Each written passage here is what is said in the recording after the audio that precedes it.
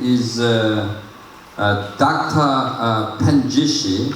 He is now Senior Fellow and Director for Strategic Study and Deputy Director of the Center for Arms Control and Non-Proliferation Study in the Institute of American Study at Chinese Academy of Social Science. And he's the specialist in China arms control and disarmament. And he also spent many years, he spent over 2 years in total as a visiting scholar at the James Martin Center for Non-Proliferation Study in Montreal Institute of International Study. And also he has Belfer Center for in Kennedy School, Harvard University. And also he studied in the Center for International Security and Cooperation at Stanford University. Okay, so I'd like to invite your speech. Okay. Thank you very much, Prophet John. I also want to thank Prophet Yin for having me here. And I think you are making great contribution to the future generation efforts in nuclear issues to get them on board. My topic is denuclearizing the Korean Peninsula, possible roadmap. I'll talk about 3 issues. The first one is it's time to grab the last opportunity for diplomacy. And the second one is just to keep them on hook. And finally, some steps to be taken in the future. Firstly, I think DPRK nuclear issues, North Korea is about to become a de facto nuclear armed country. And now it's very close to that status. And last year there are many breakthroughs in 2017 in ICBMs, like for example the March 18 revolution. They call that the March 18 revolution. They test the engine, and then there are 2 tests of the Hwasong 14 in July and 1 test of Hwasong 15 in November. And North Korea is getting more and more transparent in its capability. And they release the official statement. They just tell you what you want to know. They make it very clear. And it is trying to make its deterrent real and convince others that it's real. They want to clear any doubt about the capability. And there might be some problem with the ICBMs, but if time permits, I think North Korea could develop credible long-range strike capability. They released pictures in the official website of the KCNA, Korean Central News Agency. Like this one, it's marked in 2016, it's about weaponization. And this March 15, 2016, it's about re-entry vehicle. And then April 9th, the ICBM engine test. And August 25th, submarine launched ballistic missile test. And March 20 last year, ICBM test. Actually, this dates the information released by KCNA.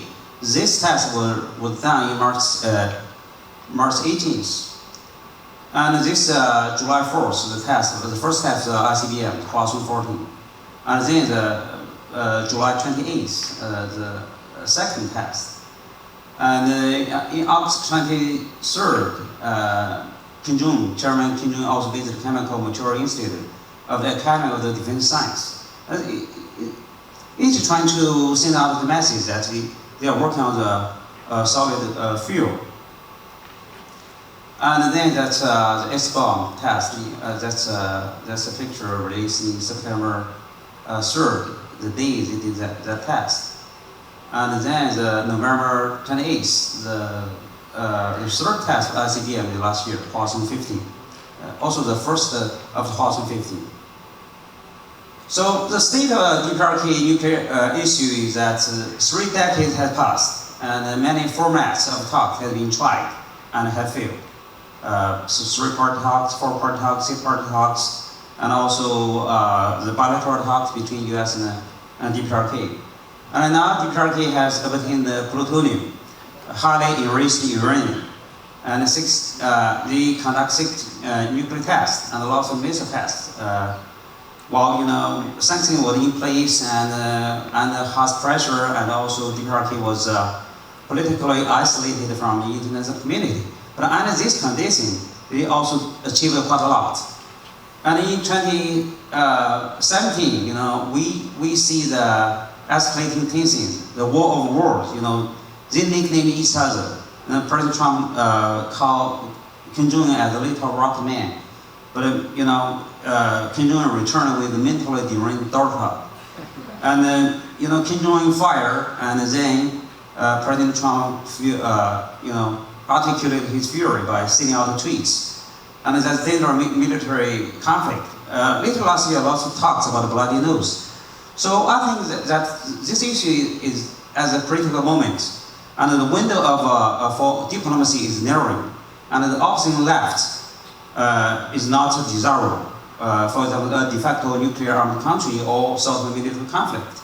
And if that issue cannot be solved, and there's lots of negative regional implications.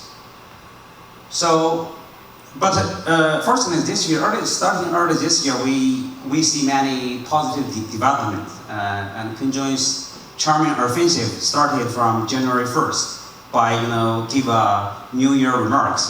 Lots of information in that remarks, and then the Pyeongchang Winter Olympics. Get involved in that Olympic game, and DPRK also changed its relations with other countries. Lots of summits have been done.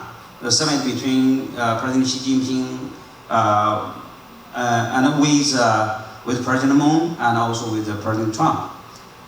And Kim Jong-un also announced a major shift of North Korea's Beijing strategy. That's to shift the strategy line from simultaneous development of economic contraction and building of nuclear forces to economic development. I think that's a very significant signal to the outside world, and also it's meaningful domestic for DPRK.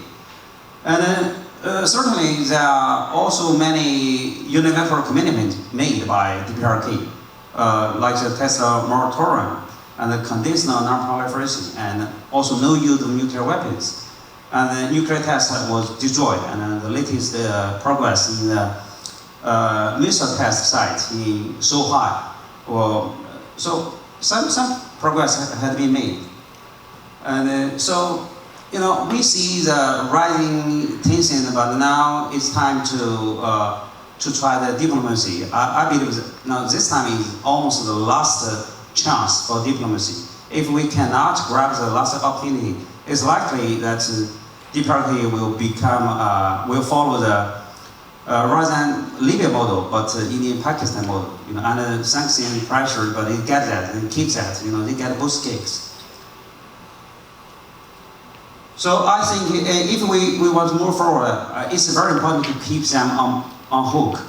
And the U.S. and the DPRK has started the engagement starting from the beginning of this year. And Secretary Pompeo visited